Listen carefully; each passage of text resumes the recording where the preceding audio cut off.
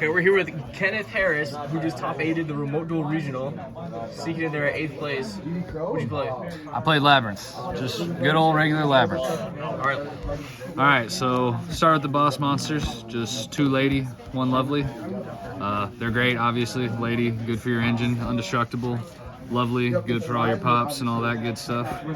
And then from there, I played 2 of the new card, Arius. She actually came up quite a bit in the tournament, was really clutch. Yeah, not a whole lot to say about that. It's like coup clock on crack in my opinion. Play 1 coup clock because you don't want to draw, 2 of those, 2 of either of those. And then from there, pretty standard ratios. You got 3, no, I don't know where they're at, 3 Arianas, and then just 3 Chandelier, and 3 Stovey Torbies. Do you like the 3-3 ratio on the furniture?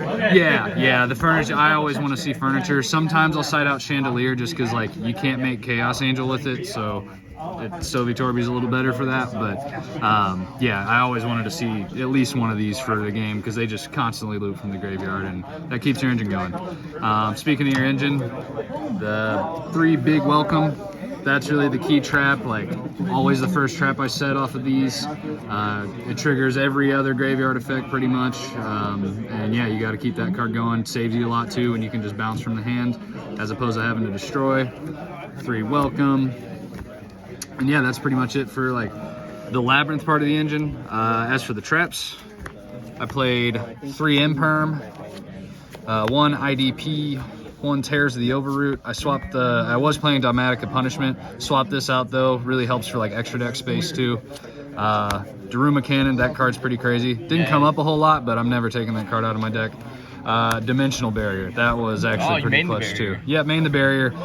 There's a lot of fusion decks out there, so sometimes it's just nice to have if you know they're gonna do it. And yeah, it's also a good flex spot in the deck too because I play 41, so it's pretty easy to tell if I need to side it out. Then from there, I did 3. I guess for the hand trap section, you could call it just 3 Ash and 3 Nib. Obviously, Imperm's a hand trap too.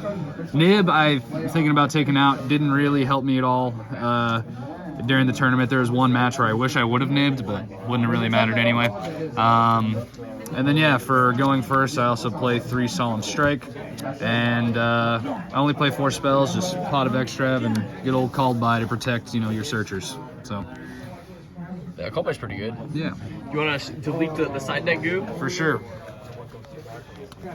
So going into the side deck, or going into the tournament, like locals beforehand, I had like 14 going second cards in here. I dialed that back a little bit, but it's basically the same. So I played 3 Lord of the Heavenly Prison. This card actually came up a lot more than I thought it would.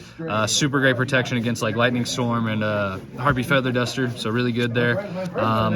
3 Humongous, the sticky string kaiju. Kaijus are just always good. You like it sticky? I like it sticky, yeah. And hey, it's not a water, so it is level 7, but like yeah, it's not a water, so Tealerments can't really deal with it. And yeah, gets you out of any sticky situation for sure.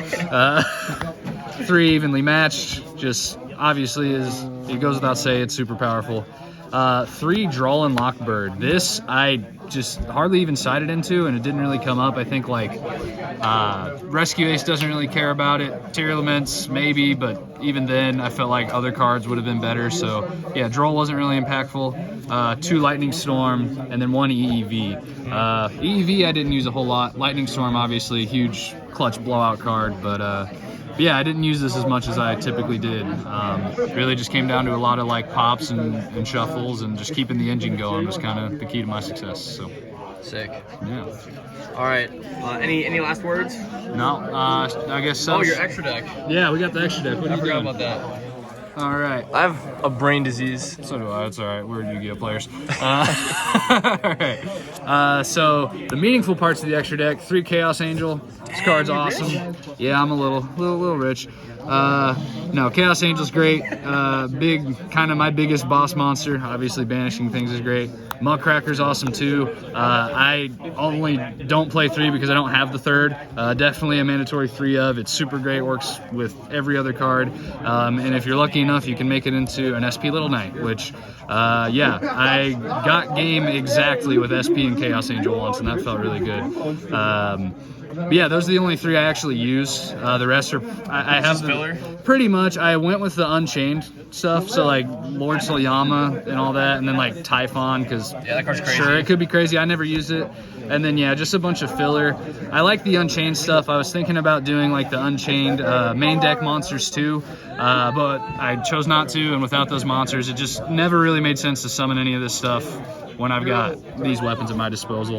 Yeah. Underworld could have been pretty nuts, like if you get full furniture out, but just never came up like that. So cool. Any shout outs?